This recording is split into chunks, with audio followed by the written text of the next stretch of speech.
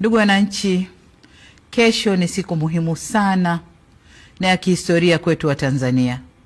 Tunaadhimisha miaka 61 tangu waasisi wa taifa letu Mwalimu Julius Nyerere na Sheikh Abeid Amani Karume walipofanya kitendo cha kishujaa cha kuunganisha nchi zetu mbili na kuunda Jamhuri ya Muungano wa Tanzania.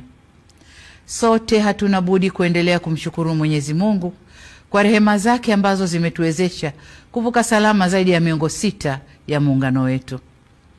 Watanzania wenzangu, tunao kila sababu ya kujipongeza kwa kuweza kudumisha muungano wetu ambao ni wa kipekee barani Afrika. Kama alivyowahi kusema baba wa taifa Mwalimu Julius Kambarage Nyerere, namnukuu, Tanzania ni lulu ya pekee kabisa katika historia ya Afrika huru, mwisho wa kunukuu.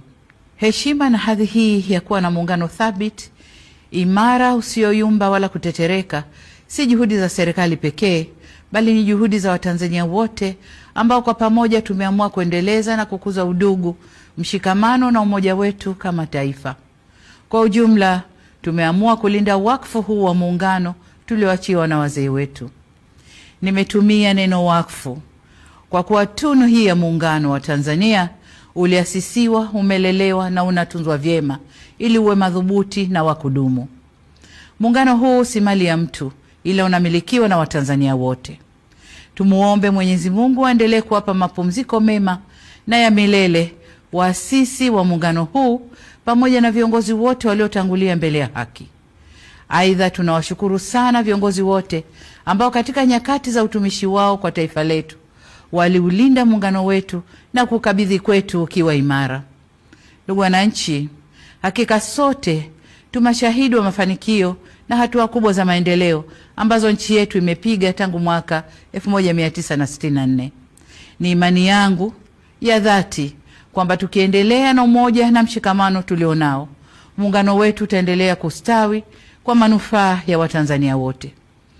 Wakati mliponikabidhi dhamana ya kuliongoza taifa hili, niliahidi kwamba serikali ninayoiongoza itaendeleza mema yaliyopita, kuimarisha yaliyopo na kuleta mema mapya. Muungano wetu ni moja kati ya mema tulioyakuta, ambapo serikali imesimama imara katika kuulinda, kuimarisha na kuudumisha. Hivyo basi ni jambo jema kufanya maadhimisho ya sherehe za muungano kila ifikapo tarehe 26 mwezi wa 4 ya kila mwaka. Hata hivyo, kwa mwaka huu maadhimisho yatafanyika katika mikoa yote ya Tanzania na viongozi mbalimbali wa serikali wataungana na wananchi katika shughuli za uzinduzi wa miradi ya maendeleo. Pamoja na hayo, yamefanyika makongamano, michezo mbalimbali na shughuli za kitamaduni nchi nzima. Kwa kuwa mwaka huu ni mwaka wa uchaguzi mkuu nchini kwetu, serikali imeamua kuyapa maadhimisho haya kauli mbiu isemayo miaka 61 ya Jamhuri ya Muungano wa Tanzania. Muungano wetu ni dhamana, heshima na tunu ya taifa. Shiriki uchaguzi mkuu wa mwaka 2025. Katika ngazi ya kitaifa, kesho tarehe 26, kwa niaba ya serikali na wananchi kwa ujumla, nitatunuku nishani za muungano kwa Watanzania wenzetu kama ishara ya kutambua utumishi na mchango wao katika ujenzi wa taifa letu na katika kudumisha muungano wetu. Ndugu wananchi, ndani ya kipindi cha miaka 61 ya muungano wetu, serikali zetu ya Jamhuri ya Muungano wa Tanzania na Serikali ya Mapinduzi Zanzibar zimeendelea kushirikiana kwa karibu, kubadilishana uzoefu na kusaidiana kwa dhati. Ushirikiano huu umechochea kasi ya maendeleo ya kiuchumi, kisiasa, kijamii na kidiplomasia. Tumeweza kuimarisha amani na mshikamano wa kitaifa. Kuwepo kwa mafanikio hayo haina maana kwamba hatuna changamoto. La muhimu ni kwamba tumejiwekea mfumo mzuri wa kutatua changamoto zinapojitokeza. Hapa nataka niipongeze ofisi ya Makamu wa Rais kwa kusimamia vyema masuala ya muungano.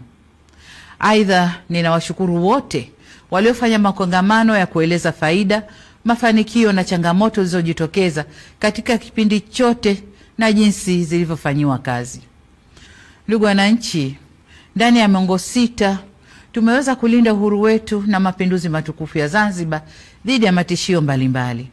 Aidha, Tanzania imeendelea kushuhudia mabadiliko ya uongozi kidemokrasia, ambapo kila baada ya miaka 5 hufanyika uchaguzi wa viongozi wa kitaifa na wa serikali za mitaa. Zaidi ya hayo, muungano wetu unaendelea kuzingatia misingi ya utawala bora katika nyanja mbalimbali ikiwemo utawala wa sheria, haki za binadamu, uwazi, uwajibikaji na maridhiano. Demokrasia yetu imeendelea kukua na kuimarika, hususan kupitia falsafa yetu ya R4 ambayo itaendelea kuwa nyenzo muhimu ya kukuza ushiriki na ushirikishwaji wa wananchi kwenye masuala muhimu kwa mustakabali wa nchi yetu. Hata hivyo, nataka kusisitiza kama ambavyo nimekuwa nikisema katika majukwaa mbalimbali kwamba kutekelezwa kwa falsafa ya R4 kunaendana sambamba na kuzingatiwa kwa katiba na sheria za nchi. Kamwe falsafa hii haiwezi kuwa kisingizio cha kuvunja sheria au kujenga mazingira yanayohatarisha amani, usalama na utulivu wa nchi yetu. Dola ya Jamhuri ya Muungano wa Tanzania inasimamiwa na mihimili mitatu ambayo ni serikali, bunge na mahakama. Kwa pamoja kama nchi, tumeamua pia uendeshaji wa shughuli za nchi yetu ushirikishe taasisi nyingine za ndani na nje ya nchi, taasisi za serikali na zisizo za serikali, taasisi za kidini na za kiraia. Shughuli zote zinazofanywa na taasisi hizi zinaongozwa kwa mujibu wa Katiba ya Jamhuri ya Muungano wa Tanzania, Katiba ya Zanzibar, sheria na kanuni zinazotungwa na miongozo na makubaliano mbalimbali ya kitaifa na kimataifa. Nyenzo hizi nilizozitaja zimeeleza masharti na mipaka ya kazi kwa taasisi mbalimbali zinazofanya shughuli zake hapa nchini. Ili kuiwezesha serikali kuendelea kulinda haki za kiraia ikiwemo haki ya kujieleza na kutoa maoni, ni vyema sote tusivuke nje ya mipaka yetu.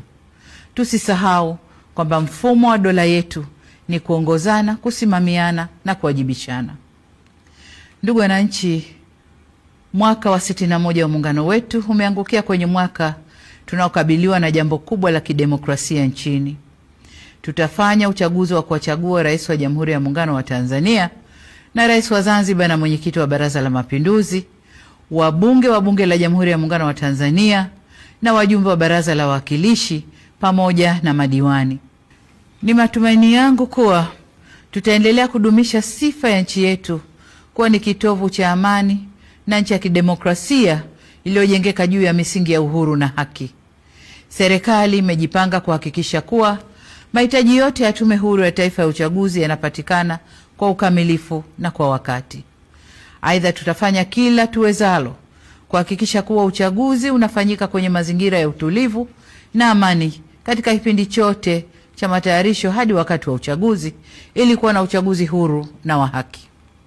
Wito wangu kwenu wananchi, mjitokeze kwa wingi kushiriki katika mchakato mzima wa uchaguzi, kuanzia kujiandikisha kwenye daftari la kudumu la wapiga kura, kujitokeza kugombea na hadi kupiga kura.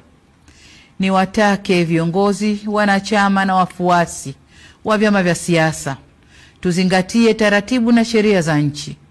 Uchaguzi huu uwe ni fursa ya kuimarisha zaidi umoja na demokrasia yetu ili tupate viongozi bora na walio imara. Kamwe tusiruhusu uchaguzi huu kuwa chanzo cha migogoro, chuki, mivutano na uvunjifu wa amani ndani ya vyama, baina ya vyama au nchini kwa ujumla. Niseme kuwa hakuna aliye juu ya sheria na wote tunatakiwa kuendesha shughuli zetu za kisiasa tukizingatia kuwa amani na usalama wa nchi ndio kipaumbele cha kwanza. Ndugu wananchi, ninapohitimisha hotuba yangu, nataka niwakumbushe kwamba wajibu wa kulinda, kutetea na kudumisha muungano ni wa kila Mtanzania. Waasisi wetu Mwalimu Nyerere na Sheikh Karume waliakisi muungano kwa kauli na matendo yao. Nasi hatuna budi kudumisha tunu hii ya taifa letu kwa kuimarisha misingi ya udugu, uzalendo, amani, mshikamano na umoja wa kitaifa. Hizo ndizo nguzo zinazoleta umadhubuti na uimara wa muungano huu. Tuilinde misingi hii ili tuweze kufikia matamanio ya waasisi wa taifa letu ya kuwa na taifa moja lenye nguvu zaidi kiuchumi, kisiasa, kijamii na kidiplomasia. Kesho tunapofikia kilele cha maadhimisho ya miaka 61 ya muungano wetu katika mikoa na wilaya zetu zote za nchi nzima, nitumie fursa hii kukutakieni Watanzania wote maadhimisho mema ya miaka 61 ya muungano. Mungu ibariki Tanzania, Mungu aubariki muungano wetu, na asanteni sana kwa kunisikiliza.